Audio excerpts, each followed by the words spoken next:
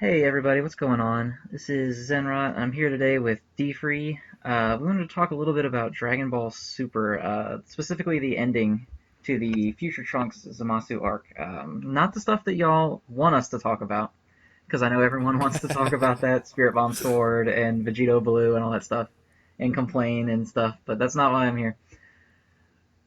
Do you think that the ending of that arc was unnecessarily dark?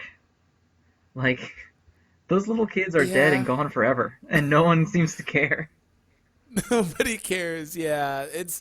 I think that they tried to, redeem it by saying we're gonna turn back time. We're gonna put you two into this timeline that already has you two, but on the contrary, everybody else is still alive. But then in the back of your head, you're like, well, they're still alive, but they're dead. Like their versions are dead. So what's really dark about that? I'm gonna throw a curveball. What's really dark about that is none of those characters know how all this stuff played out through this timeline that Trunks and Mai are going to, but Trunks and Mai. So they're gonna look at these guys like, oh yeah, you're dead. Oh yeah, you're Yeah, dead. you got fucking mouth exploded by Zamasu. Yeah, And and you just got nuked into they nothingness. played it off like it was a happy ending almost. They did. Like Trunks They caught Vegeta's they made punch it in the seem sunset. like Like, yeah, exactly. They made it seem like it was a good ending and like they won and they were successful. They weren't. Zamasu ultimately got what he wanted. He ultimately eliminated mortals from that world, like he asked. And it wasn't even him that did it. That's the cold part about it is Zeno comes in and basically nukes the entire. What is that? He nuked everything. He was sitting in nothingness. yeah, Herm's Twitter said he nuked all of Universe 7, apparently. That entire universe, he nuked it all. So like they're nothing. So ultimately, Zamasu got what he wanted, and that's the cold part about it. That's what makes it really, really dark, especially for like the time slot of the show. You wouldn't think that they would go that dark, but I think that, as you said, they tried to play it off. I think I actually said that they tried to play it off in that they're like, okay, well, they're going to go to this timeline to where everybody's technically still alive, but the harsh reality is, as Trunks was flying off, he was like, "Hey, I failed. I didn't protect the future." That whole timeline is gone. Everything they know is gone. I'm a little fuzzy though on whether or not Whis turned back time and recreated that universe that Xeno destroyed, or if they're going to a parallel version of that one, like a branch of that one, to where they basically beat Zamasu prior. But either way, the characters are going to still be there, but they're going to still be, in the back of these guys' head, dead. So I do think that it was unnecessarily dark, and like you said, it was weird. They acted like it was a good ending. Yeah, it kind of came out of nowhere because, like, Trunks had his hero moment, which I was fine with, and that kind of felt like it should have been it. Like, Trunks cuts him in half, and he puts the sword away, and they say, "Good job, you did it. Let's go home." And then out of nowhere, in like the first 5 minutes of the next episode, Zamasu is the sky. Everyone's dead except for Goku, Trunks, and Vegeta, and I guess Bulma. And My then yeah. Mai, yeah. And then Zeno shows up and he's like, "Fuck all this." And that it was in like the first half of the episode.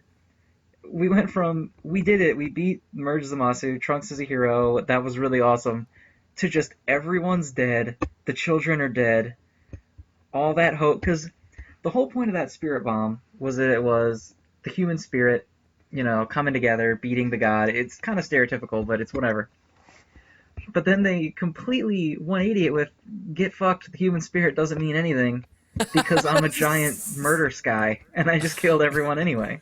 It means nothing. Get Yeah, fucked. it means nothing. You're fucked. Everyone's dead. Yeah, there was a lot of symbolism in that, as you said, in that everything with Trunks, everything related to Trunks, dating back to DBZ, was always hope. That was the main concept of that character, and you see in the ending of this arc how everybody was like, "Trunks, go, go, go!"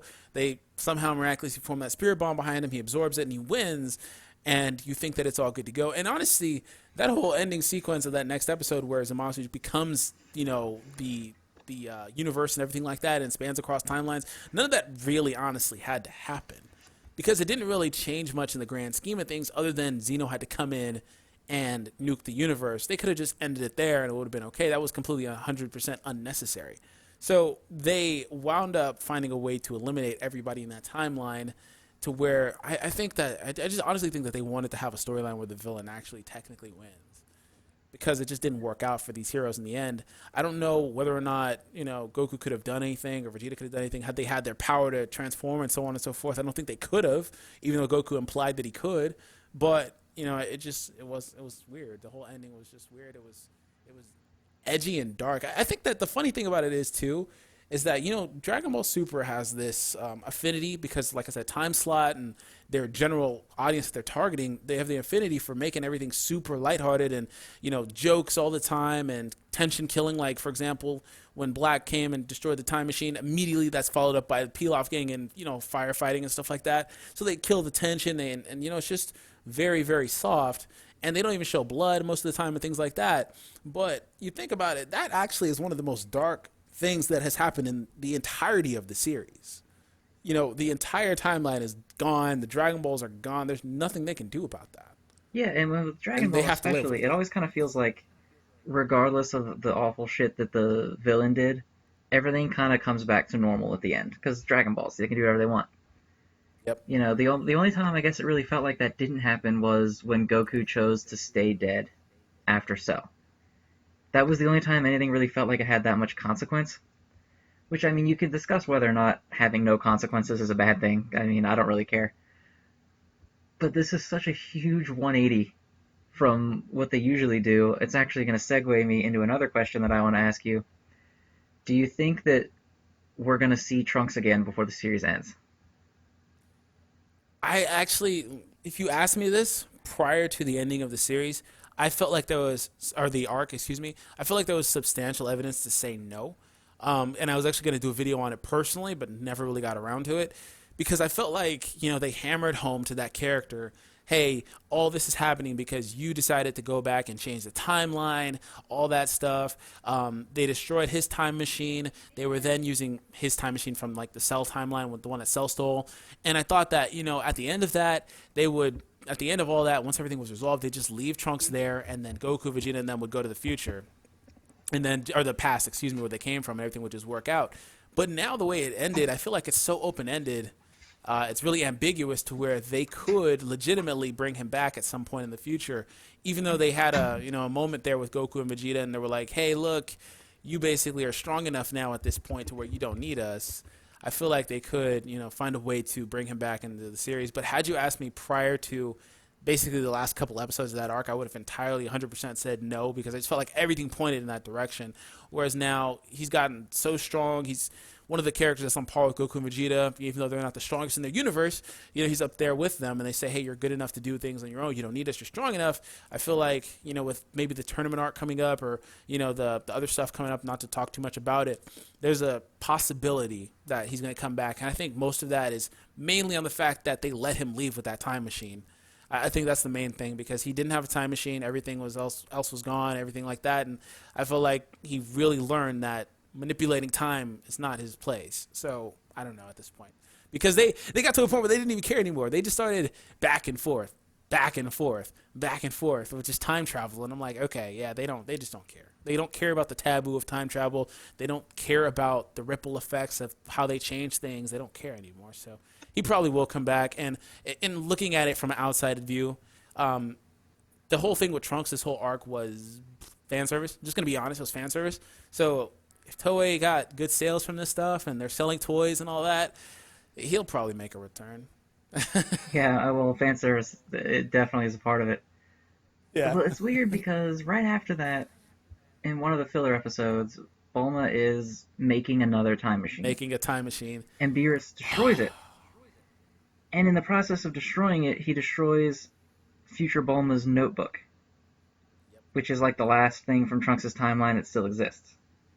Yep. So Bulma has no means of ever recreating it again, but they let Trunks leave with his. Yep. I mean, I guess Whis could have destroyed it when they got there, or Beerus could have, because he said he was going to tell that timeline's Beerus about it, but they didn't say that to us. Nothing conveyed that information to us if it happened. Yeah. And I really thought in that episode that because my thing about the Dragon Ball Super quote unquote filler is that a lot of times it ties into the main plot of the story. Like it fits really well. It just diverges to where it's like it's not really like tension oriented or things like that. So it is technically filler, but it isn't because it goes in like with last time with Goku had the key on set from his fight with Hit and stuff like that. So I really thought in the early portion of that last episode where they were showing Bulma creating that, like I was like, wait, will this be important? Is this going to be one of those things that's going to be important later on? But they immediately shot that idea down with Beerus showing up and somehow knowing where it was and destroying it, and in the process, coincidentally, destroying the notebook as well. So it's like, it's weird, because think the main important thing is Trunks has a time machine. So legitimately, what that means is, logically speaking, if a threat becomes too much for him, he can't escape back there, and they would help him again. That's the reality. And we never thought that he would come back again anyway. But somehow they found a way to raise the stakes in this universe and bring him back. So I don't know. Yeah, it'll be interesting to see. I think there's a pretty good chance he'll come back too. Even if it's not something serious, if it's not another Goku Black or Zamasu or whatever, because I don't want them to rehash that shit again.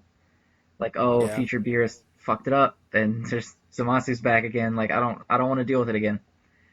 I feel like if he comes back, he will be in the tournament. He'll be a Universe 7 member of the tournament team. Yeah, I thought about that. Because it could be, they could have a really cool squad with, like Goku, Vegeta, depending on how many attendants they have, is Trunks if they let him come back, and maybe Gohan if he has actually been training and things like that. They could have a really cool squad.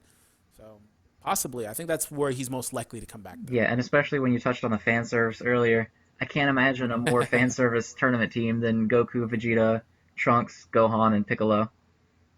Yeah. And that's perfect too. It's a perfect environment. Let Trunks showcase all the moves he learned from Daddy.